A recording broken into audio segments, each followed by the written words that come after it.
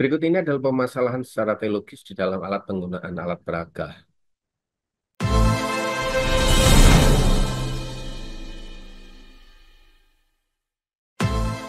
Mengapa banyak para pengkhotbah yang tidak menggunakan alat peraga di dalam khotbahnya?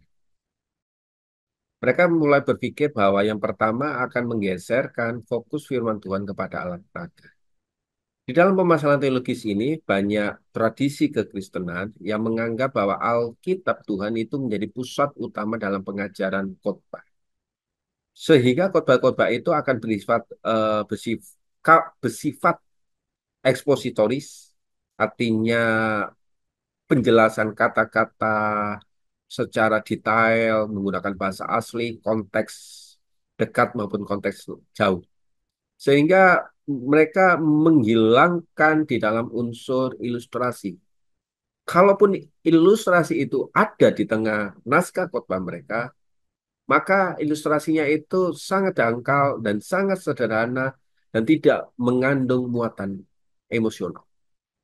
Kalau dia tidak mengandung muatan emosional, apalagi mereka akan menggunakan alat peraga di tengah-tengah khotbah mereka.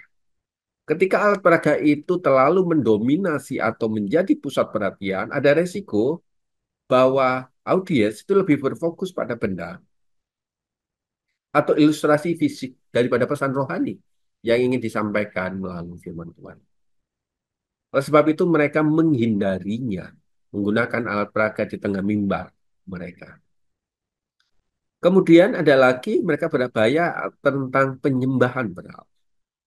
Alat peraga yang begitu sangat menonjol atau digunakan secara berlebihan, itu mereka beranggapan ini akan memicu sebuah idola, di mana perhatian atau penghormatan yang seharusnya diberikan kepada Tuhan malah dialihkan kepada alat peraga tersebut.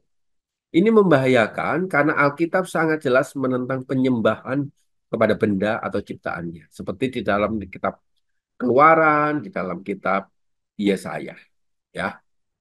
Kemudian ada lagi banyak para pengkhotbah yang tidak menggunakan alat peraga karena mereka beranggapan ini akan mengaburkan pesan teologis yang dalam. Alat peraga yang tidak tepat atau tidak jelas akan mengaburkan makna teologi. Karena kita sedang membuat makna teologi itu semakin mendarat. Dan ketika khotbah itu mendarat, maka kita membutuhkan alat yang disebut dengan alat masa kini. Alat masa kini itulah salah satunya adalah alat peraga yang bisa mengkomunikasikan Alkitab kepada audiens yang ada. Jika alat peraga tidak berhasil mengkomunikasikan pesan Alkitab secara tepat, ini bisa mengakibatkan kesalahan pemahaman yang menyelewengkan makna teologi yang dalam. Oleh sebab itulah mereka beranggapan biarlah Tuhan yang berbicara di tengah penjelasan makna yang terdapat di dalam Alkitab. Oke. Yang keempat, saya juga melihat ini akan berpotensi mengurangi kedalaman nilai spiritual. Khotbah yang bertujuan untuk membawa audiens kepada pemahaman yang dalam tentang Tuhan dan mendekatkan diri kepada spiritual, ini tergantung kepada kemampuan alat peraga untuk bisa menjelaskan. Tentu ini begitu sangat dangkal dan sampai mampu membawa mengurangi kesempatan bagi audiens untuk terlibat di dalam refleksi kehidupan spiritual. Nah, kedalaman alat peraga yang begitu sangat dangkal inilah yang mereka hindari supaya mereka berfokus kepada kebenaran firman Tuhan saja. Nah, ketika kita menggunakan alat peraga, banyak para pengkhotbah mengatakan ini akan mengurangi ketergantungan kepada Roh Kudus. Jadi alat peraga bisa membuat seseorang pengkhotbah terlalu bergantung pada benda atau fisik atau ilustrasi, bukan lagi kepada tuntunan Roh Kudus dalam menyampaikan sebuah pesan. Alkitab menekankan pentingnya peranan Roh Kudus dalam menginspirasi dan menerangi kebenaran firman. Tetapi karena alat peraga itu sudah dirancang sedemikian, sudah dibuat dengan berbagai kemungkinan-kemungkinan yang ada, maka ketergantungan dengan Roh Kudus itu menjadi hambar dan tidak lagi memiliki makna yang.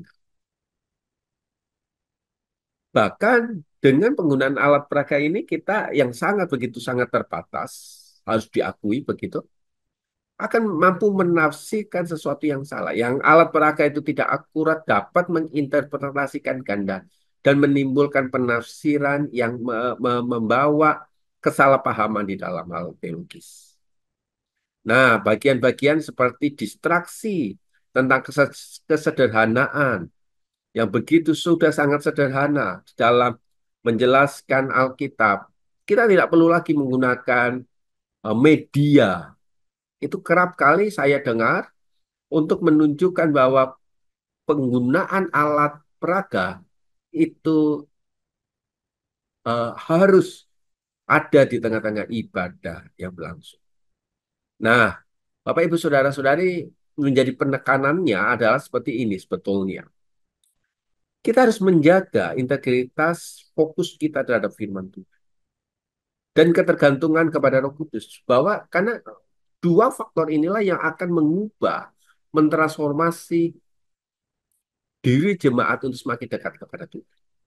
Tetapi mengkomunikasikan pesan Injil yang lebih efektif, maka kita membutuhkan media supaya media tersebut bisa membawa menangkap sebuah pesan yang lebih eh, sederhana kepada mereka, kepada jemaat yang kita layani, kepada orang yang kita mendengarkan firman Tuhan.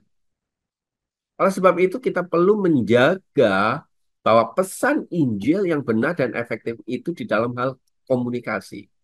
Sehingga apa? Sehingga ketika kita mengkhotbahkan segala sesuatu tentang kebenaran itu, kita menjadi orang yang memiliki keyakinan itu berasal dari kuasa firman Tuhan dan ketergantungan kita kepada Roh. Oleh sebab itu seperti apa yang dikatakan oleh Paulus di dalam kitab Roma 1 ayat ke-16. Sebab aku punya keyakinan yang kokoh dalam Injil. Injil adalah kekuatan Allah yang menyelamatkan setiap orang yang percaya. Orang Yahudi dan juga orang Yunani.